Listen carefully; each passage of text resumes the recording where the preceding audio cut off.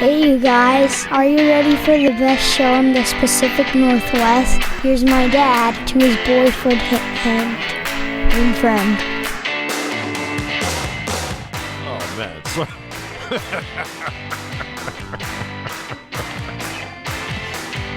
You're not having a great day, which is making me laugh. Yeah. Welcome to episode 13, everybody. Lucky 13. That's what it is, probably. Lucky episode 13. I'm just having one of those days. But you know what? Sometimes that happens.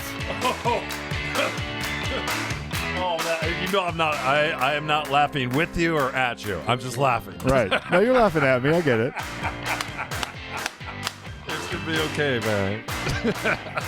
Episode number 13, The Ron and Don Show. Thanks for stopping by. I also want to thank Bill Radke for NPR. He called us up the other day along with his producer, Zach, and said, hey, would you come down and do an interview? Would you do a nooner, he said. We said we'd love to do a nooner with Bill because he's on at noon over in NPR. So we did about a 40-minute interview with him. And then after that, he did something that was so kind, and I'm so appreciative. And Bill, I just wanted to thank you.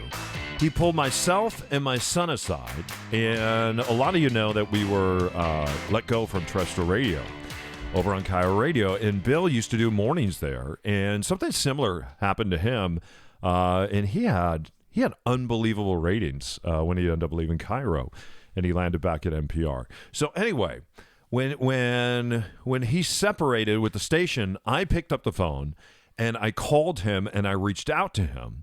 Because every time that I have been fired somewhere in terrestrial radio, a lot of times early on in our careers, people didn't call. And this time around, people like BJ Shea called or Dory Monson called. Of course, BJ from KSW, Dory. I heard from Bob Rivers. He reached out we to heard me. from John Carlson reached out. John did. I think Fitz in the Morning reached out to us. So many people reached out to us, and we were so appreciative. And so over the years, what I've tried to do when I have seen one of my brothers or sisters in radio, and not just necessarily on the station I'm on, but other stations, I try to reach out. And so I reached out to Bill, and I left him a message, and I didn't even know if he ever got the message. So as we were done recording at NPR, and the studios are in the U Village University District, he called me over, and then he called my son over because G-Force was with us, and he said, hey, G-Force, I just want to let you know something about your dad. And he said, when I was feeling really down and really crummy, and he said some other things that were really kind. He said, your dad did something pretty wonderful. He picked up the phone, and he called me, and he reached out to me. And it made a big, big difference in my life at a time when I was really hurting and down and feeling bad about myself. And he just said, I want to let you know. And then there's some private things that he said about me that were super kind to my son. And then, how many of those were true? Yeah, and that's it. And then my son looked at me and he's like, are we talking about the same guy? He goes, that's not my daddy. What are you talking about, Bill? Exactly. So anyway, want to thank Bill, and we had a really nice time over there. And I love the fact that if you want to raise your microphone on public radio, all you have to do is you have to pull out books and you stack your microphone. No, it was great. So here's the thing, and this is not just a plug for the newsletter, but we do stuff like this a lot where we're doing something that doesn't necessarily fit particularly right into the podcast. And so I'm going to people are going to go, well, where can I listen to it? Where's the link on that? I will get all the links to that stuff, the NPR segment with Bill, even though they misspelled your name, and there's only one L. That's okay. And I texted Zach to tell him that there's two L's in your last name. Okay, but so what I'll do is like that sort of stuff. I'll put it in the Ron and Don Nation newsletter. Like I just did I don't know if you saw the article I did on gentrification with our friend Logic Amen, which is something that is in writing. I put that in the newsletter. Cool. So we'll get some stuff. It's at ronandon.com. You can sign up for that. Just click on the microphone. But yeah, we'll get you a link. You can listen to it. It's about a 17-minute interview. It sort of goes into a different version of what happened with our terrestrial radio career, and so you can listen to that of us being interviewed on the show. Anyway, this time of year, kids are finishing up camp. They're getting ready to go back to school. Don't forget, you can be a part of Charlie's Dinosaur, helping cops help kids as they go back to school by buying a Ron and Don Nation t-shirt. I say all that because my son had just spent a month in Michigan, and he had a ball playing on the shores of Lake Michigan with all his cousins. And then he comes home, and I thought, what would be really cool? instead of him going to camp, I'll be his camp. I'll be. That's a big responsibility. Yeah, and I'll come up with something that because you're only 9 years old once, and in fact, he's here with us right now. He's upstairs eating Popeye's chicken. Can I just say real quick before you go into this? Yeah. I am amazed at the choices families have now. I have With camps, friends. you mean? Yeah. They're going to astronaut camp. Right. They go to rock drum camp. I know. They're in like boating camp. It's unbelievable. They went to archery camp. There's so many camps. It's incredible. Yeah, there are, and some of them are super expensive too. Sure, I bet that's true. Yeah. So anyway, I decided I'm going to be camp director. We'll come up with something really great. And so the other day, I said, "What do you want to do tomorrow?" And he said, "You know what I've always wanted to do is I've always wanted to do those paddle boats up on Green Lake. And have you ever done the paddle boats? No, not on Green Lake. Yeah. I've done paddle boats before, but not on Green Lake. Yeah. So anyway, and of course we all know where Green Lake is, right off the I-5, just north of the north part of Seattle there. And you can run around the lake. It's 2.8 miles to run around the lake. If you run around the outer edge, it's 3.2. And you see a lot of, I guess, inline skates are back. You see a lot of 80-year-old men out there with their shirts off. They look buff. They look incredible. And they're out there inline skating and skating backwards, doing all that stuff. Is this the paddle boat where you sit down and you pedal? Or is it the one where you have a paddle? Yeah, they have all those where you can stand up and you can. So we got there, and then he went over and picked out our boat. And sure, I thought we were going to paddle board, but he wanted to pedal board. So anyway, we get on we get on this boat. We take off out in Green Lake, and before you get on the boat, they say, hey, they give you a warning shot, and they're like, hey, you get stuck out there to come get you guys. It's going to be $25, and if we're going to get stuck. If you get stuck twice, it's going to be $50. I'm like, what? Doesn't it look like I can do math over here? Get stuck once, 25, twice, $50, and then they want to know if you want to pay up front in case you get stuck, and then they'll come get you. And I'm like, are you kidding me? I have raced my bike across America 3 times. I was spin instructor of the year back in 1987 at a gym where there were only 2 instructors.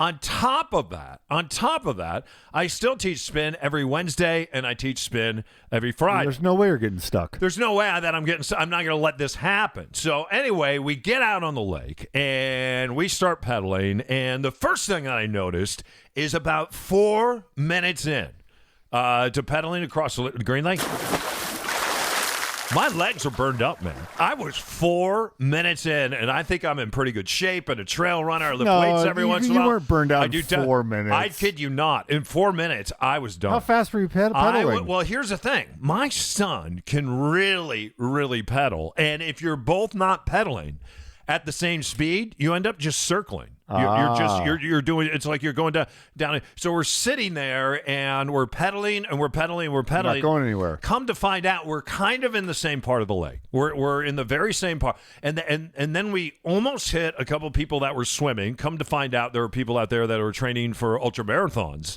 that we didn't know about. Then you have to kind of dodge the ducks and the geese and everything because they're flying overhead and they're dropping stuff on you, if you know what I'm saying.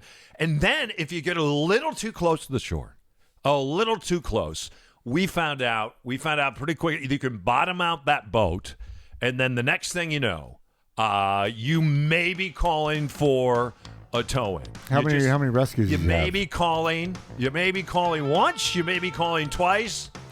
Let's just say I spent close to $100 at Green Lake, being camp counselor of the year over here, just going for a little paddle boat ride.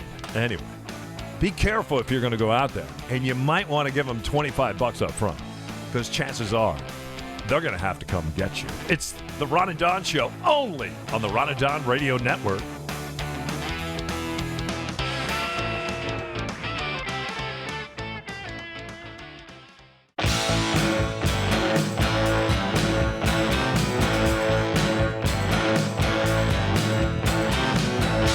Thanks for listening to the Ron and Don Show, episode number 13. Thanks for sharing this on all your social media feeds, and we appreciate the tens of thousands of people that have found us, rediscovered us, and we really appreciate you. Don't forget, Ron and Don are licensed brokers with Windermere.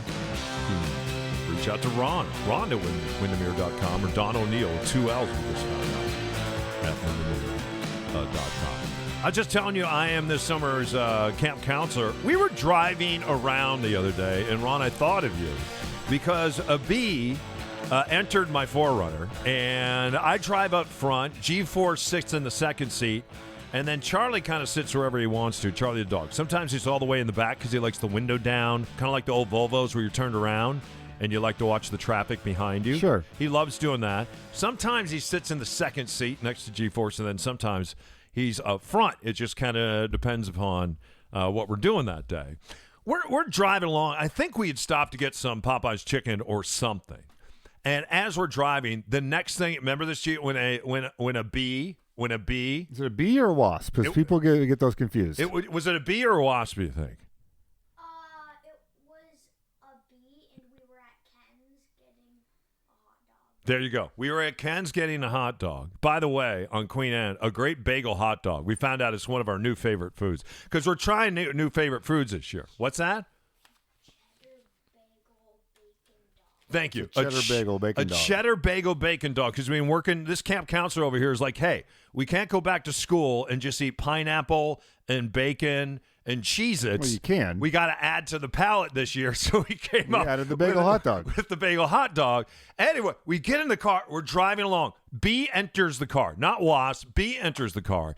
And he really wants that hot dog. And we're driving along, probably going 45. Bees don't like hot dogs. 50 miles. Well, I'll tell you what's weird about this.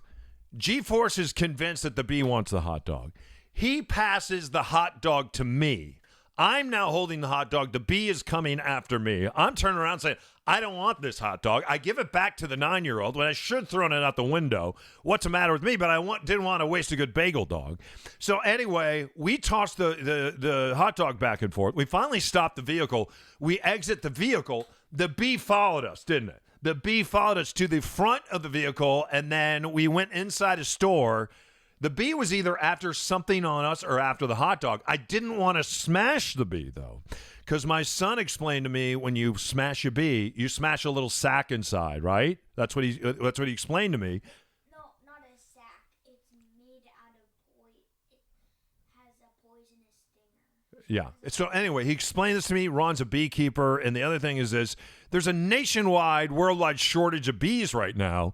We didn't want to be responsible in the O'Neill household for taking down another bee. As a professional beekeeper, right. What is going on here worldwide? And did we do the right thing by pulling over the car, saving the bagel dog, and we saved the bee, and we didn't get stung all at the same time. A couple of misconceptions. Pretty good camp counselor right here, huh, G-Force? If a flying creature is going after meat, that is a hornet or a wasp. Bees do not like meat, but hornets and wasps do. So, they do. And they'll have a very thin waist, and they're shinier. So if you see the really bright black, bright yellow, sort of shiny, lacquery one, that is a wasp or a hornet, and they do go after meat. They could have been a hornet. They like meat. Okay. Honeybees are not attracted to meat. They're attracted to flowers and that sort of thing. Yeah. So back to your original question. So how deep do you want to go on this? Because there's some fascinating stuff going on. There's a little bit of a wind up to get there, though, because there's some new stuff happening in honeybee production. Because this affects. Well, let's start there. Why, 1/3 of everything you eat. There you go. At least 1/3 of everything you eat is pollinated by a bee. There you go. And most likely it's by a honeybee. Mm-hmm. And so we're talking every crop from almonds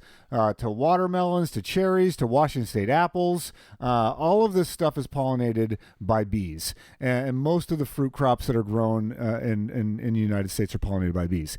And so the thing that they're seeing right now as they research, and WSU, by the way, has one of the best bee research divisions of any college in the world. And so a lot of stuff that happens in bees worldwide is studied at the University of Washington State, or Washington State University. And so one of the things that they're finding, and this is pretty interesting to me, is when you think of the typical honeybee, the one on the box of Honey Bunches of Oats, or you'll see a cartoon on the side of the squeeze bottle, that honeybee is not an American honeybee. That is a European honeybee.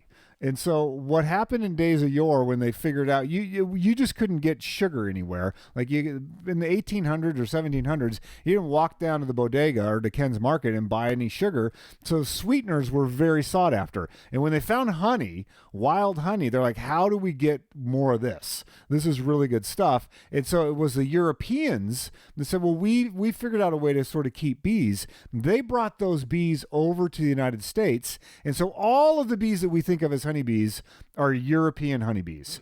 And the problem with that is they have not co-evolved with all the pests that are in America. And so there's some pests that happen in America and they just wipe out hives of honeybees. And so because of these crops that we just mentioned, the lion's share of commercial honeybees will be in one place at one time. Can I ask what wipes them out? Can you give like us a varroa mite, for instance. And so typically if you had a couple hives and I had a couple hives and one of us had a pest like a mite, then it would just kill your hives, no problem with my hives. But if I have 500 hives and you have 2,000 hives, so let's say both of us have 2,000 hives. We're commercial beekeepers. We get a call from the almond producers of America, and they say, hey, we need all of your hives at the almond grove on this date. This is when our flowers are going to pop open. We got to have you guys or we're getting no almonds this year. We're going to pay you $500,000 to come in and pollinate our almonds. We're like, sweet. You call me, we load up our semis, we drive to California, we take a forklift and we set our hives all throughout this almond plantation. And then if you had mites, well, now I have mites because the mites are like, oh, sweet. There's just all these hives everywhere. Isn't this awesome? Like someone just delivered all the hives in America to this one location, this one valley. Now we got a hive. So all the mites will now spread like wildfire throughout all the hives. And then we pick them all up. We put them on the semis, we go down the road, and now we're pollinating peaches or we're pollinating strawberries. Are the mites after the bees, or are they after the honey, or are they actually after the hive? What are the mites? What are they different destroying? Pests after different things. They some like the larva. Okay. Some like the honey. Some just like the warmth inside there. And it's a nice habitat, and they end up fouling the brood. Is it immediate, or does it decay over time? It takes a while. It does. Okay. So like you might not know that I might not know that your hive gave my hive varroa mites or foul brood or whatever it is, or gave it hives. We don't know. Yeah. And so what they're finding, and some of this again is research done at Washington State, is that native bees, which are way more difficult to control, like they actually do a better job at pollinating native plants, which makes sense, but and they're more resistant to pests because they've co-evolved in the same area with the pests. And so you're going to have natural selection would be the bees that are resistant to those pests are the ones that survive over millions of years. So what they're seeing now is that if we can get more natural pollinators, and this feels like I'm getting deep in the weeds, but if you get more natural pollinators, so like bumblebees are natural pollinators, wild bees, even things like butterflies can be natural pollinators, and mason bees, things that are not in a box, they're not in the typical hive that we think of, those actually will pollinate a crop better. So if you had natural bees in your almond orchard, they're going to give you a higher yield of almonds. Problem is we just don't have the infrastructure to domesticate all of those other pollinators. So they're looking at these farms that are more like hobby farm size or maybe small commercial farm size, where they've included a bunch of stuff to just make it a natural habitat for natural pollinators. They get a better yield, but industrial farming doesn't provide for that. So if we still want to go to Trader Joe's and just grab a bag of almonds off the shelf, those are all monocultures, like those are monocrops, and you got to have bees to come in and pollinate those. So it's an interesting thing right now that they're finding that it would be better off in the long term if we didn't rely on the European honeybee and we had more natural pollinators. But the system is set up right now to be almost exclusively European bees. They're easy to breed. They're huge honey makers. You can make a bunch of queens. Like the infrastructure set up to make more of those. Yeah. So the nation's crops, when we think of the nation's crops, and this is maybe the wrong question, but how many of the, when we look at the nation's crop, how much is that influenced, and I'll just say artificially, by people like you that are coming in that are beekeepers bringing your bees? If you're just a hobbyist beekeeper, 0%. 0%. Like these big industrial beekeepers are thousands and thousands of hives. I've been to a couple of these bee yards. It's crazy. It's a bee yard. Yeah, you go to an apiary and there'll be 500 hives set up and millions of bees flying around. It's at a huge scale. Like if you have to cover 1,000 acres of almonds, that's a lot of beehives. All right, so what should you do if you do find a bee in the car when you're eating one individual bee, I hate to be callous, is inconsequential. Not a big If it's in your car, it's probably not going to be able to find its hive anyway. That's a dead bee walking. Oh, it is? Yeah. So take them out. Well, you can. I wouldn't feel too bad about it. There's a certain place where like in other words, if he gets out of the car, he doesn't know where he is. Yeah. Or she doesn't know where she is. Certain place where I trail run. I was trail running last year, and I carry an EpiPen, and I thought just a bee got in my hat, and it wasn't a bee that got in my hat. It was a wasp that got in there with a bunch of other wasps, and they're bouncing around in my hat. And do some damage. Do you remember that? Yeah. My head just completely blew up. A lot of venom in there. It didn't happen once. It happened twice. And the second time it happened, I thought I was going to die. I didn't even think I would be sitting here right now with you. So it seems like... You had anaphylactic shock? Yeah. It seems like it gets worse over time when you get bit and you get bit again. Cumulative effect. So that's what you have to be really careful of, right? Yeah. You really can get careful. bit 15 times, and then on the 16th time, you go into shock. Yeah. I didn't think I could run a 4-minute mile, but I think right when they got stuck in my hat a second time, I think I had to be close. It's the Ron and Don Show, episode number 13. Thanks for sharing. Everything's at ronanddon.com. Help cops help kids. Go to ronanddon.com right now and buy a t-shirt. And $5 from every t-shirt sale will help kids like me. It's called Charlie's Dinosaur.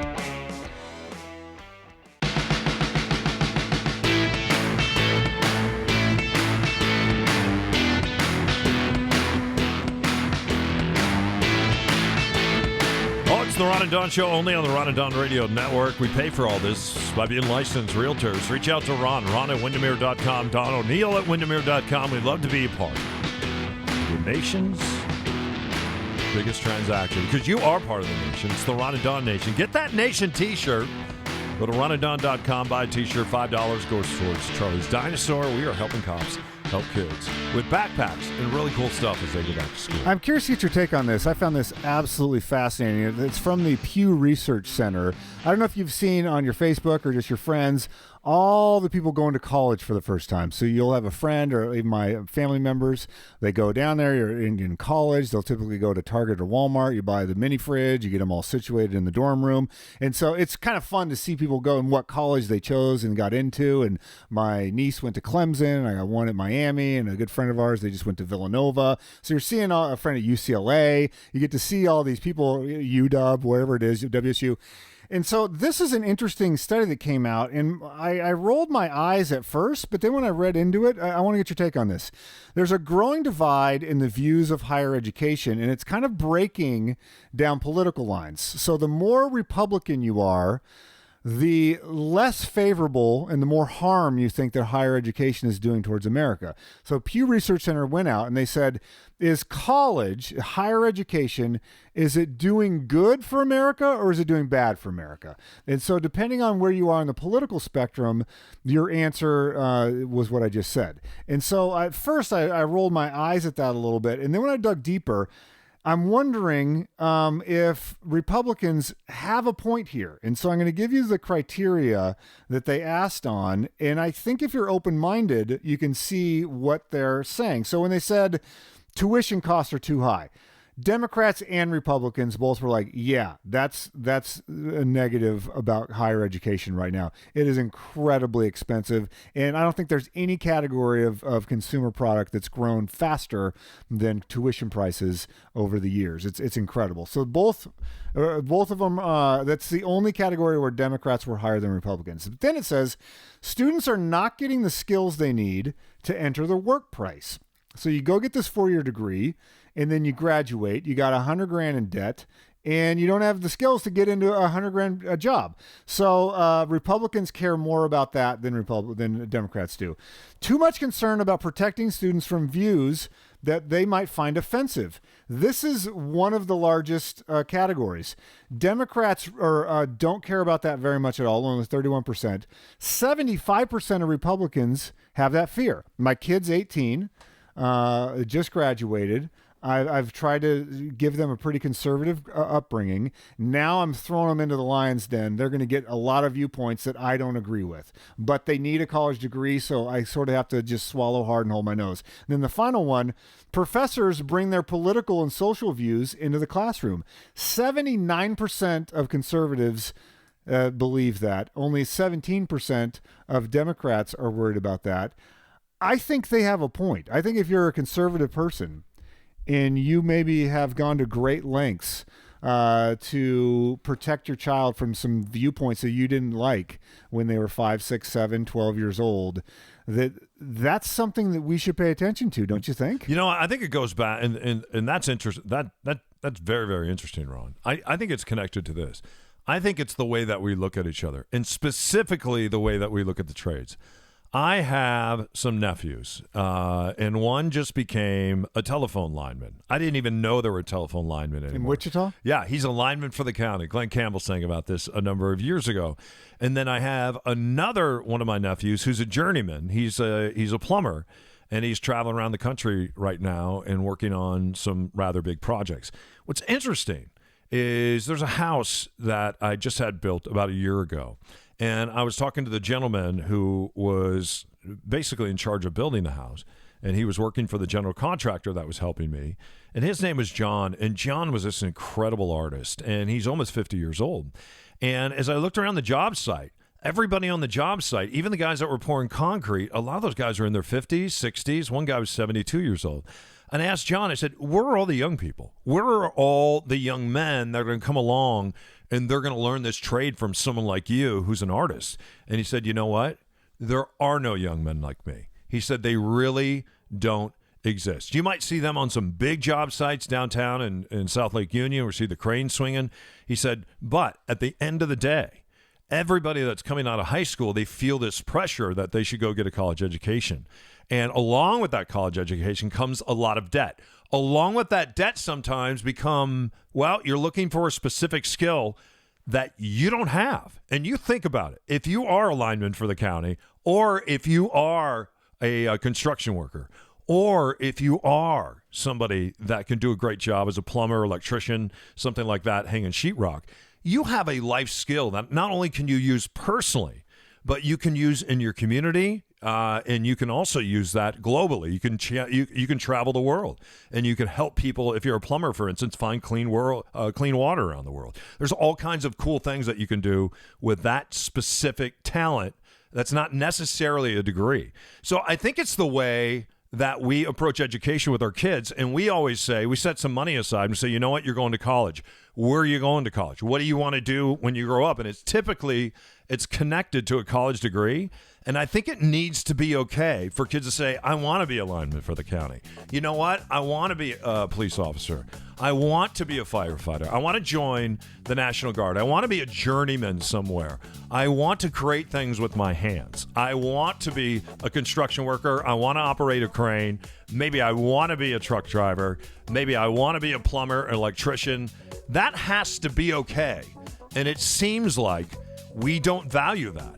And as a result of that, when you look throughout the country right now, there are a lot of coders out there, but there's not a lot of plumbers. It's the Ron and Don Show on the Ron and Don Radio Network. You're listening to the Ron and Don Show. To the Ron and Don Show. And yes, my dad's pretty annoying. All right, cool.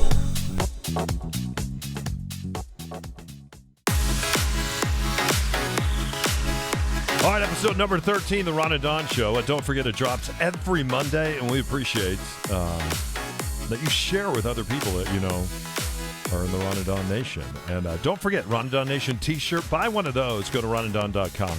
$5. Every shirt sale goes towards Charlie's Dinosaur. That's helping cops help kids, specifically in Pierce County, as they get ready to go back to school. There's an interesting piece of the New York Times, and it coincides with a different podcast. There's a podcast called Heavyweight, and it's produced by Gimlet. It's a guy called Jonathan Goldstein.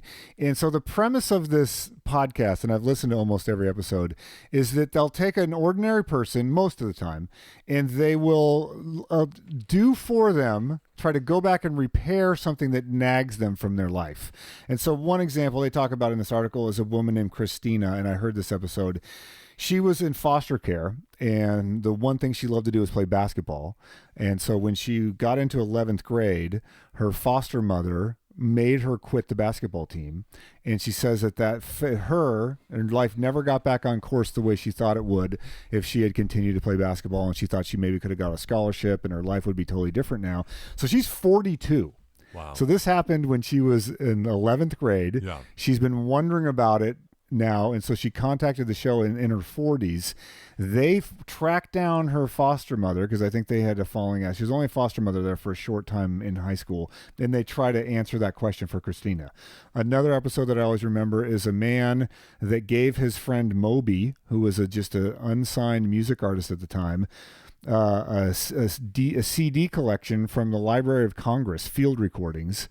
And then Moby listened to it to borrow. He's like, hey, I bought these. I thought you'd like them. Gave them to his pal Moby. Moby listened to it, sampled it because it was public domain, ended up becoming a huge hit on the radio, launched the career of Moby. And this guy felt like, A, he never gave me my CDs back. And then B, I didn't get the credit I deserved for launching Moby. So they track down Moby and fly out to California and try to repair these. So anyway, this article, though, is about... if you have something that nags you, it's called How to Revisit the Ghosts of Your Past. And by the way, Heavyweight's new season's about to drop, so this sort of coincides with that. And so it's very interesting. So the basic premise is if something nags you and you can't let it go, you should do something about it. And so the first thing they said, it's never too late to say the thing you've been meaning to say. Unless they're dead, then it is too late. Then it probably is too Absolutely. late. I would have to. You just had the one exception if the person is dead. Yeah. And so, if you had something that has just nagged you for years that you sort of revisit. I did, and this is something that I've kind of worked through in therapy. And I think I say this, and my 9-year-old is sitting here, G-Force is sitting here, and I didn't like the way that, because he asked me about my dad sometimes, and he asked me about the O'Neill family because we don't really know any O'Neills. My dad, I think, had 7 sisters, and that whole side of the family is just kind of disappeared. So I don't really know that side, and I think a lot of that side, I think they've passed away, along with my father, and he was the youngest of 8, and there were 7 girls. So I had 7 aunts, and then it was my father, and. So anyway, I didn't like the stories that I was repeating when he would ask me about my dad. It would always go to the negative. And there was a time where my relationship and my memories of my father were really good, and they were really wonderful, and they were great boyhood memories. But I would never repeat those memories to other people. It would always go to the negative. And I think it's because it was a play for people's sympathy. And as you try to have some kind of emotional intelligence, and as you try to grow up, and I'm still trying to grow up at the age of 52, what I've tried to do is go back and say to myself, you know what, when I was a boy, and I was probably just a little older than my son, I would always say my dad abandoned me or abandoned my family. And you know what? My dad didn't abandon me or my family. My dad left us. That's what he did. The facts are is that he left. Whether he meant to abandon, I don't know. So I don't know why I'm assigning. I don't know why I'm assigning that big of a word to an action that he took. Only he knows that. And at the same time, when I look back at my son's age or even younger, especially the times that we would go camping, or specifically, and I've shared this with you before, he worked for a company called the Dan Ledusky Company in Waukegan, Illinois. And I would get all the Dan Ledusky trucks out there were red trucks. But my dad got to drive the black one. And every once in a while, he got to drive the blue one because he had seniority. And the guys with seniority, all the other guys were in red. There was 500 red Dan Ledusky trucks. And he was a short haul driver. And so I would get in and in fact, I bought a jean jacket the other day at Gap. And I was thinking about my dad when I bought this jean jacket. And I've always worn jean jackets, and it's kind of been this connection that I've had to him. And you weren't allowed to have kids in the truck, so what he would do, they didn't have a passenger seat, so he'd take a milk crate, turn it upside down. We'd sit on that, and then we would sit below. We'd actually sit below the windows, so other Dan Ledusky drivers, they couldn't see us, and that way they couldn't report us, and my dad wouldn't get in trouble. And he would take us to places like Milwaukee, or we would short haul to somewhere like Racine, Wisconsin. And we would haul glass. Sometimes we would haul concrete, haul cement, all kinds of stuff. And I had these great, great memories of stopping and just having lunch with him. I remember him picking me up at school, picking me up at my elementary school in his semi. I thought it was the coolest thing in the world. And then also he was a firefighter. So I remember going to the firehouse and meeting with other kids when my dad would go on fire calls. So I think for me, as I'm sharing stories, I've learned to share some of those stories. And that's been a real healing process. At some point, my dad fell off a truck. He broke his back. I would imagine at that point, he probably got addicted to alcohol and painkillers. And that's where he turned into a different dude. It's a pretty horrible story after that. Right. But instead of focusing on that, I'd rather focus on the cool stuff. And those are the stories that I'm trying to share with him about his late grandfather. Yeah, and so if he was still alive and you wanted to repair it, this article is basically saying it's never too late unless he's dead. Unless he's dead. To tell someone the thing you've been meaning to say. Yeah. And then they say once you do that, you don't know why someone isn't responding. So if you say something and they don't respond, you don't know why. Doesn't mean that they necessarily hate you or that this thing from 20 years ago was meaningless to them. You need to have the proper framework to go, I'm doing this because it nags me. I'll put it out there, and then they may respond, they may not. That's a really good piece of advice. It is. The other one is to trust your feelings, trust your gut. Mm-hmm. So if you feel like something is like you got it out there, you had proper motivation, it's not coming back to you, you got to trust that. And then the last thing they say is it's okay to go talk to someone professionally. If this thing nags you from when you're 16 and you're in your 40s, talk to someone about it. What about you? Do you have something that's nagged I've you? had some of these. Some of them were relationships that ended. I actually tried to reach. I did, after I read this, reached out to someone where something ended in a very spectacular but not anybody's fault way. And so I reached out to that person and sent them an email. Haven't gotten a response. Maybe I'll never get a response. But I know why I did it. And it was, it was the right thing to do for me because it did nag me. And now, honestly, since I did that, I hadn't thought about it since you just asked me right then. But if I wouldn't have done the process, I probably would still be thinking about it. Yeah, that's good.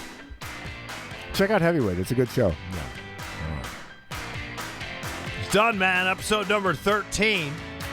Ron and Don Show drops every Monday. Sign up for the newsletter, right? Yeah, and we'll get you that link to the NPR interview and an article I wrote, and maybe even a video. We'll get it all in the newsletter. There you go. Ron and Don, licensed realtors. We'd love to help you. We've been helping lots of folks. We'd love to help you, too, with the biggest transaction of your life.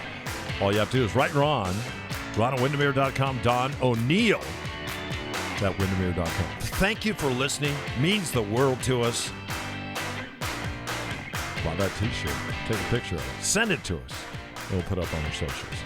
We'll see you next week right here on the Ron and Don Radio Network. Ron and Don.